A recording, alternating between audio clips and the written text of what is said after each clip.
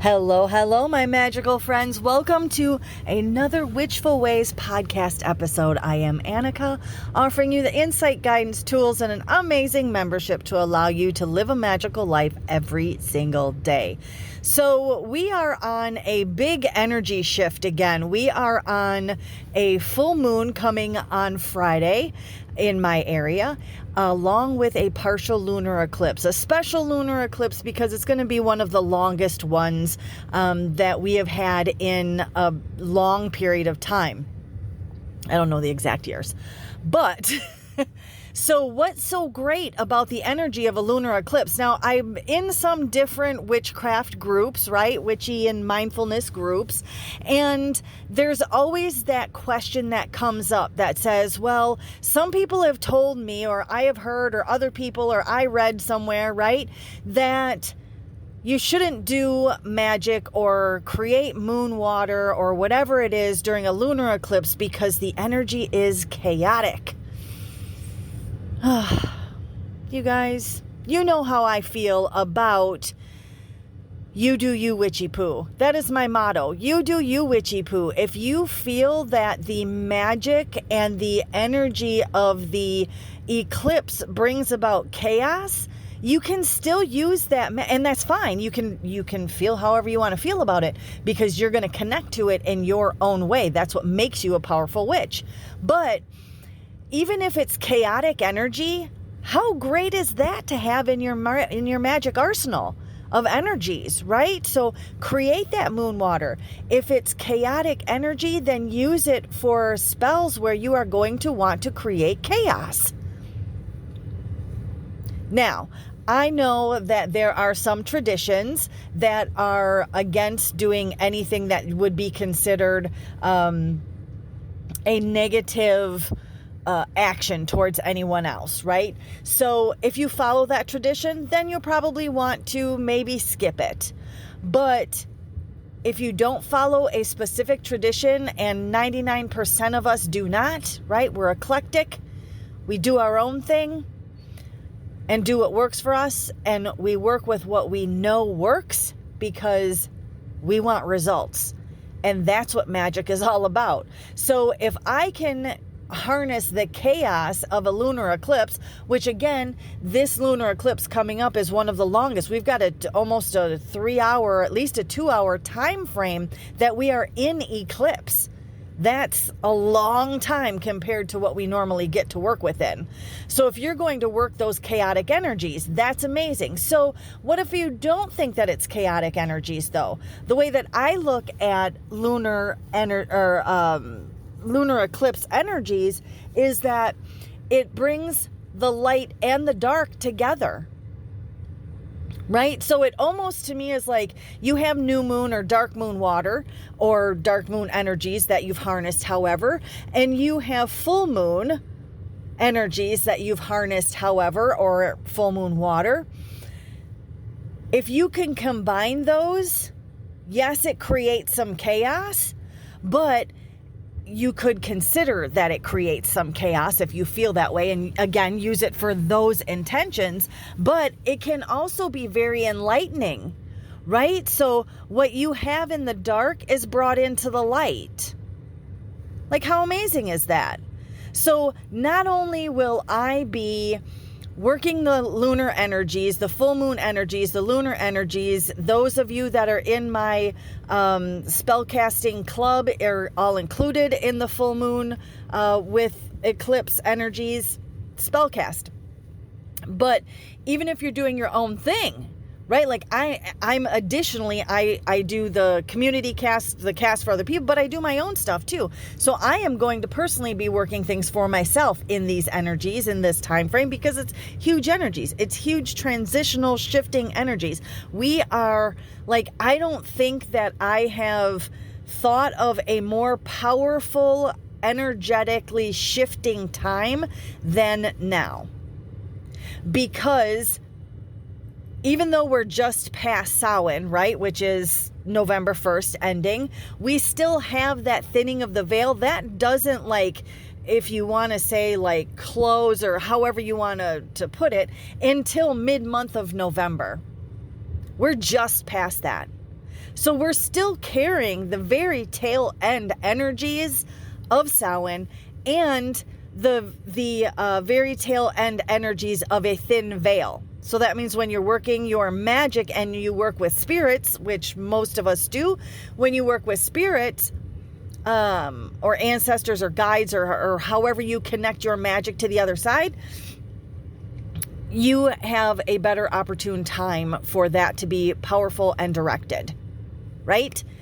And we're in a shift into a new lunar cycle, which has the eclipse with it, which kind of shifts the energy within that cycle from light to dark back to light, right?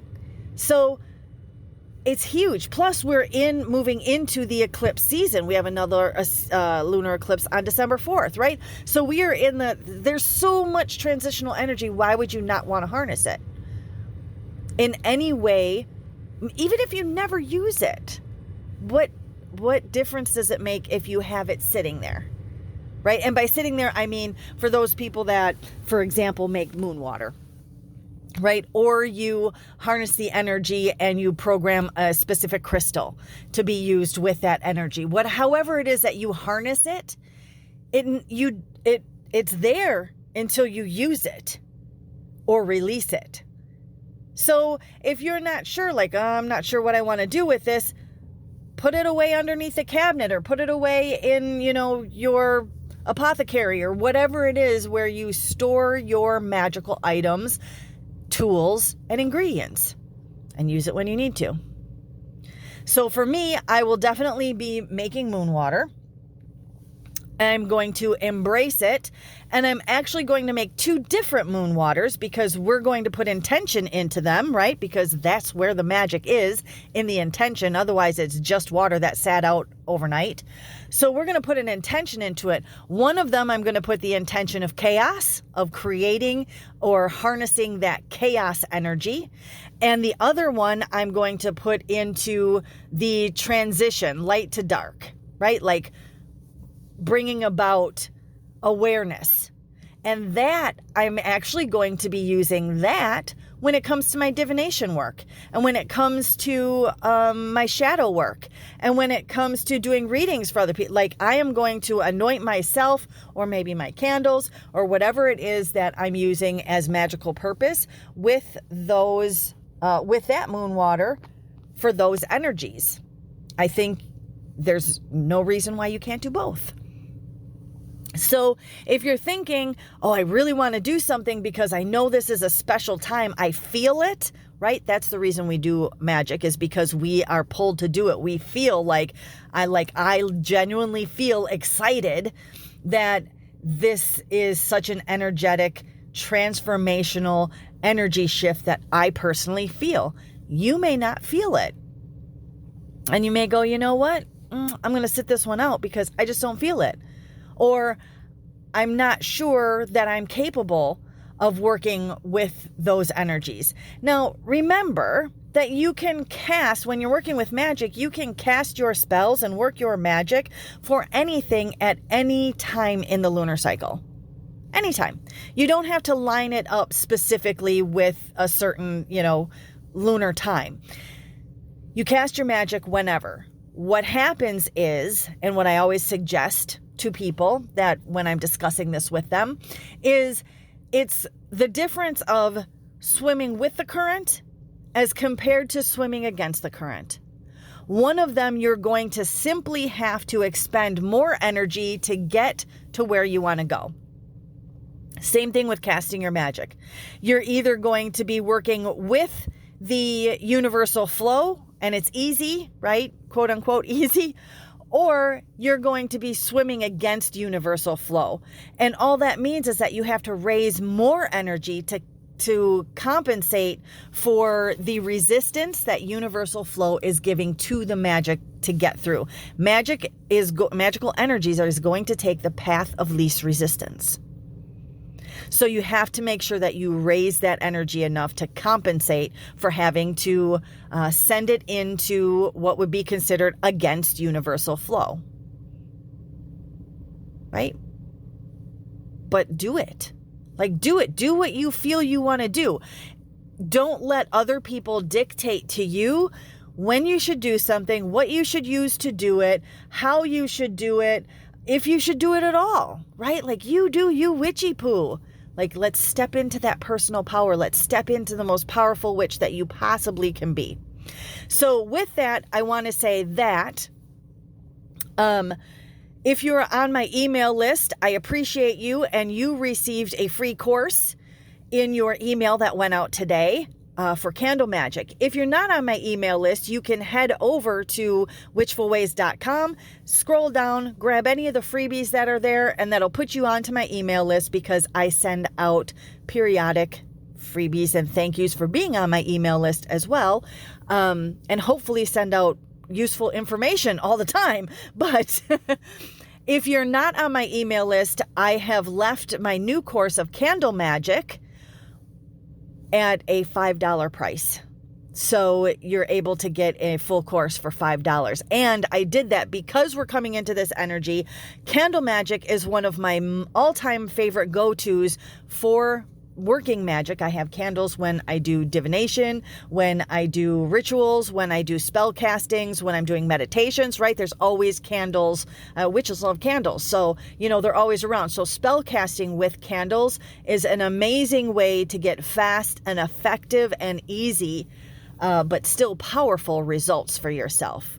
So there's a course there. Doesn't take very long, but it also includes 20 or so candle casts, along with some along with some oils that you can use to create to dress your candles with. So go grab that if you think that you might want to work some magic with this amazingly transitional, powerful energy shift that we have going on. witchfulways.com. Have a wonderfully magical rest of your day.